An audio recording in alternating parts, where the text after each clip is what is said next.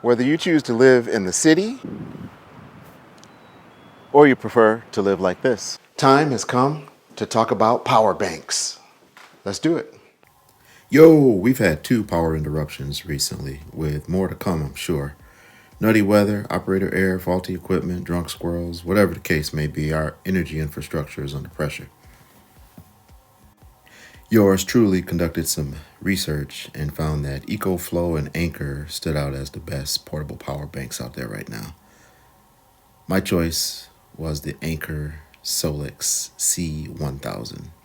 Beautiful unit, packed with features.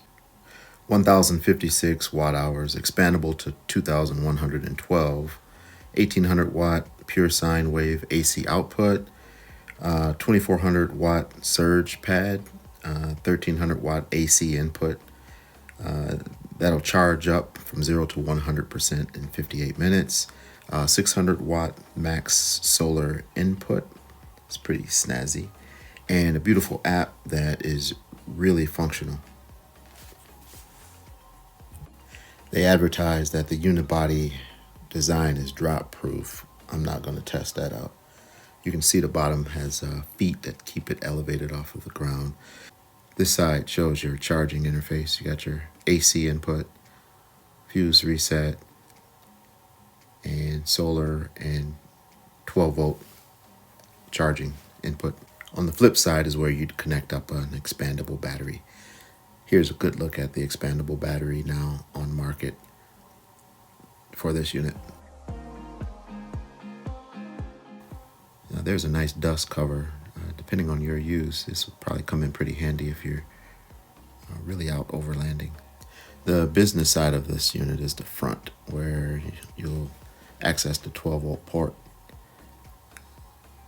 with a nice dust cover as well. You have your 6 AC outlets. The furthest right one there is the 2400 watt surge pad. You can power on the ports with these buttons off to the side, and then the top is nice and flat. The USB-C has a 100 watt and a 30 watt port, and then your regular USB connections, 4 total. Let's get a weight on this thing here.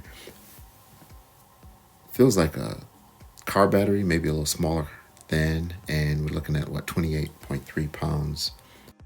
Anker reports that it'll charge 3,000 times from 0 to 100 before reaching at 80% capacity. Has a 10-year lifespan with a 5-year warranty. Before you use it for the first time, make sure you plug it in and get it charged up. And the app.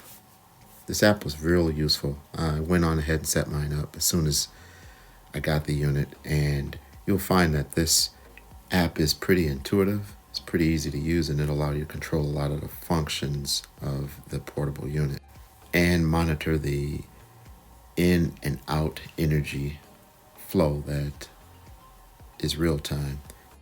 It has Bluetooth and Wi-Fi connectivity, so if you're out overlanding or camping, you don't have to rely on Wi-Fi.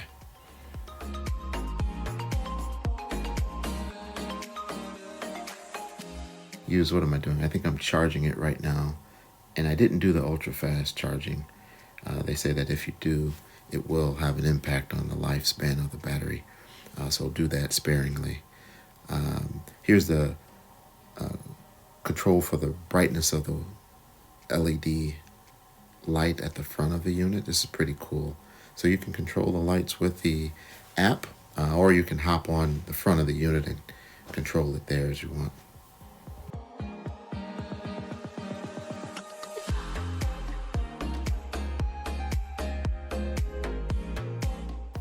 All right, first use case situation. I have a CPAP, you guys, the AirSense 11, and I use this thing nightly. In one of these power outages that we just had not long ago, I went without the thing and woke up feeling pretty groggy. I wanted to put this to the test right away, so I charged it up to 100%, got connected up, took a look at the app to see how much power I was drawing at that particular time, and it looked like it was like 16 watts. You can see to the right there. That wattage draw is going to fluctuate and depend on the device that you're using. You can see it in the app there to the right. And you can also see the input output wattage on the front of the monitor. This night, I used 22% of the battery. Got 6 hours and 53 minutes of use. Looks like I had a good mask seal. So let's go over some of the numbers here based on the CPAP drain for one night. And that's the AirSense 11 that I use.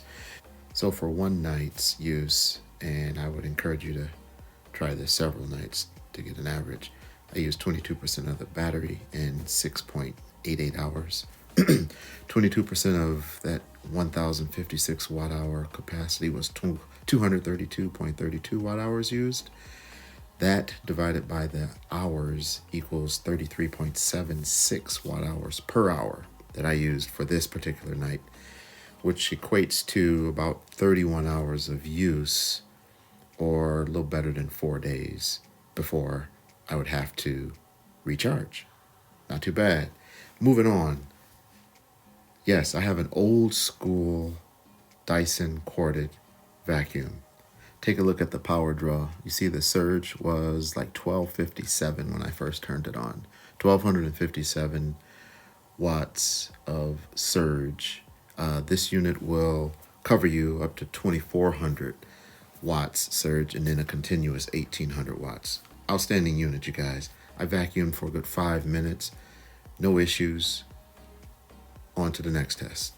You're looking at an 800 watt construction halogen lamp. Old school 8-gallon air compressor. Heavy duty nailing gun. Jigsaw and angle grinder. Yes, sir.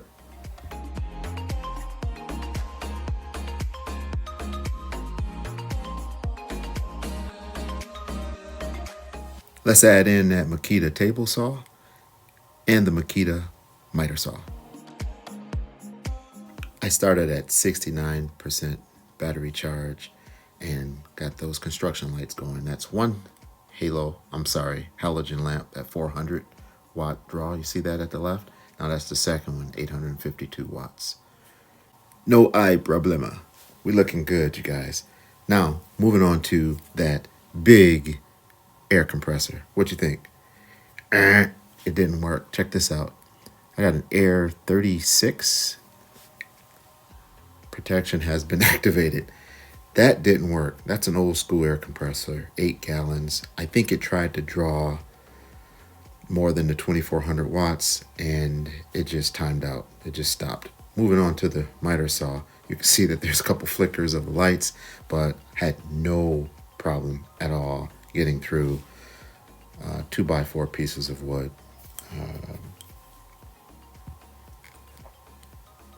Everything is still connected.